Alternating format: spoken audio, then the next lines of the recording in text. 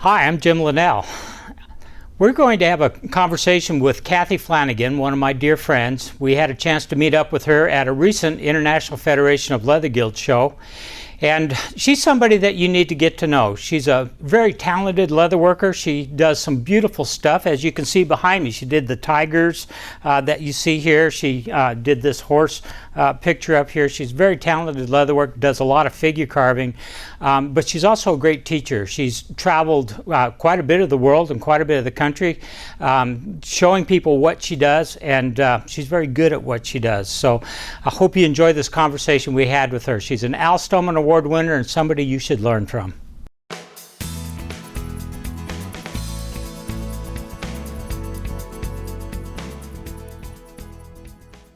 I'm Kathy Flanagan.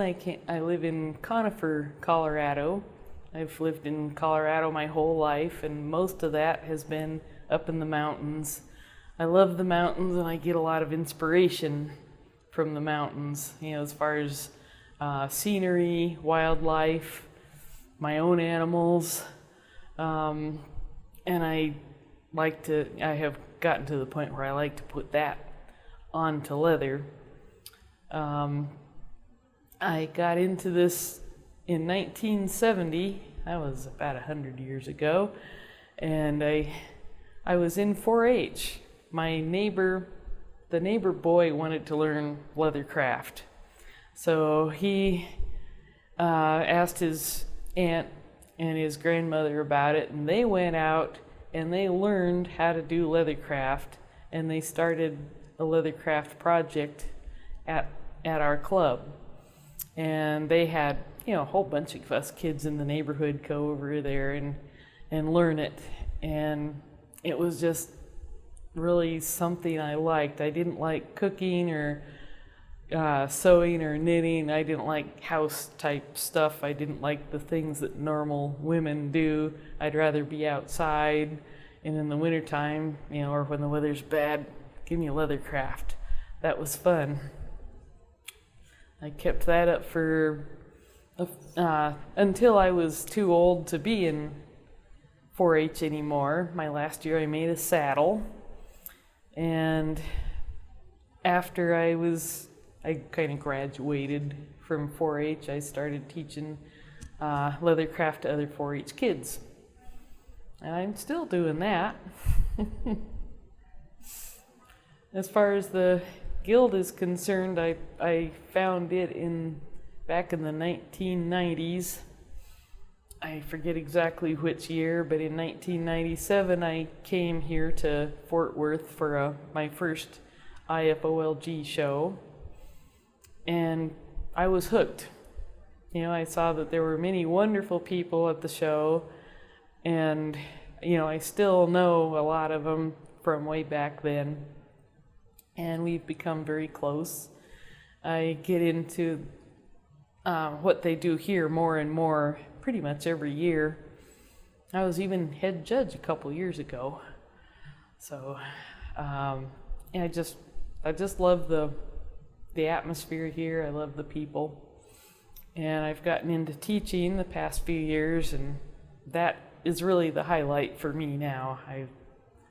I really get a kick out of watching the people learn, and they start out thinking, this isn't going to work at all, and then they call their buffalo a chicken, and they call their deer a coyote, and all this, and pretty soon they've got a buffalo instead of a chicken, and they've got a deer instead of a coyote, and you can see the sparkle in their eye, and that's where it's at for me. What really gets me is when I see them continuing on and working at it, and showing their pictures here at the show and winning prizes. That I'm really happy. I've made a difference in the leathercraft world.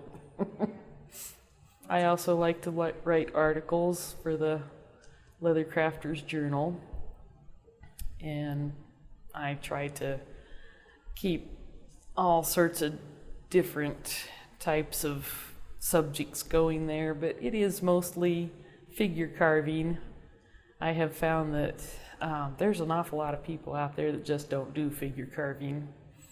Even some of the people that are really masters at some of these things just don't do it. I don't know why. I'm sure they're plenty good enough, but people come to me, and that's fine by me because I like showing them figure carving.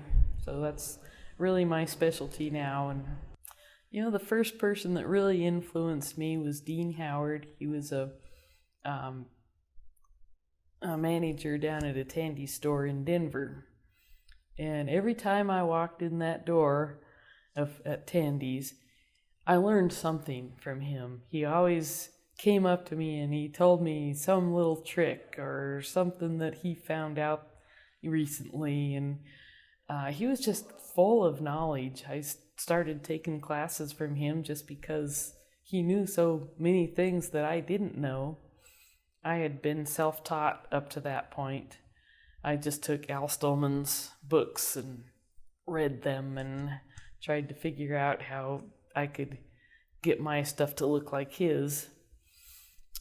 And Dean just kind of led me on.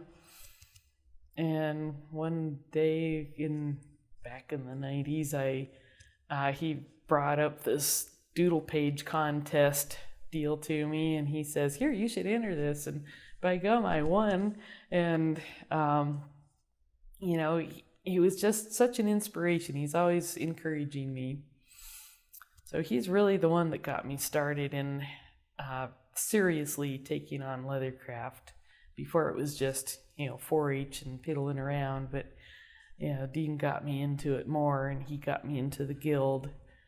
And once I got into the guild, I started meeting masters like Tony Lair and Jim Linnell and George Hurst and Peter Main, and all these guys have been a big inspiration to me. I just look up to them, and I look and see what kind of things they're doing, and I strive to be, someday maybe half as good as they are. Yeah, it's humbling. It really is. And the way people talk, I kind of think that they do look at me the way I used to, or still do, look at these other men. And, people come to me for advice and to answer questions. I have emails and phone calls all the time asking me things, and I delight in that. But it does humble me to think that these people really do respect me the way they do. I never thought I'd have that out of life because I've always been shy and conserved, and I like to be in the background. I don't like to be up in the spotlight, and here I am. And it's just quite the experience. Was it last year that you won the Stohlman Award? Yes, it was. Tell me a little bit about that. Why do you think they picked you specifically? What do you kind of think stands out? And kind of tell me a little bit about what that experience was like. Was it a shock? Oh gosh, it sure was. I know there were 5 different people going for the Stohlman Award last year. I don't know who they were, but I was just sitting there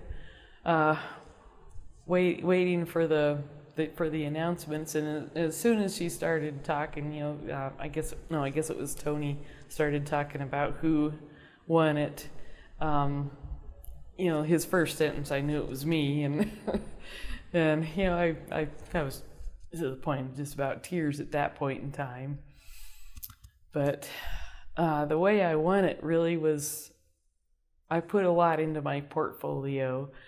I put that I have gone to France to teach. I have gone all over the nation here to teach, and I've taught at home. I teach the 4-H kids, and I teach through the articles, and I have won, various little awards, like I was the 4-H Leader of the Year one time, and I got the what's it called, the Academy of Western Awards. With them, I won the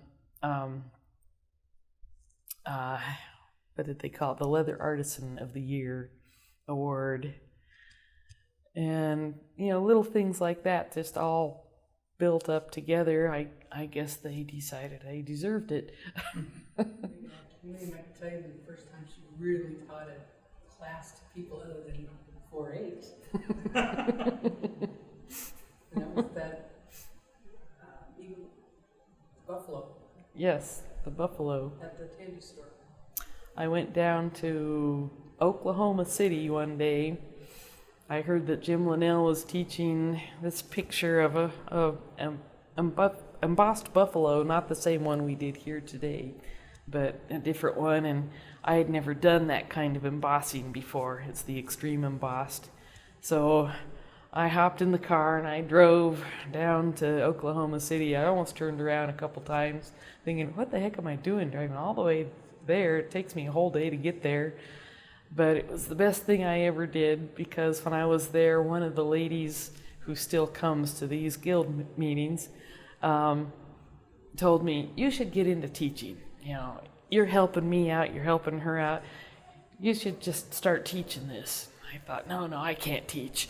But then, Joanne and other people talked me into teaching this thing. So I taught it quite a few times at Tandy's and started getting quite a following then. But, I was scared to death. Didn't know how to do it. So I would just think back at how Jim Linnell taught it. And, he's a fabulous teacher. So, I just kind of use him as my role model. What is some of the best advice you think that you could pass along? Well, the one thing that I was always kind of told when I was younger, especially by my brother, is you need to make up your own patterns, draw your own patterns out, and do it from there. But a lot of these people don't have that ability. They cannot sit down and draw a horse, say, and then put that on leather. They have a hard enough time just putting it on leather.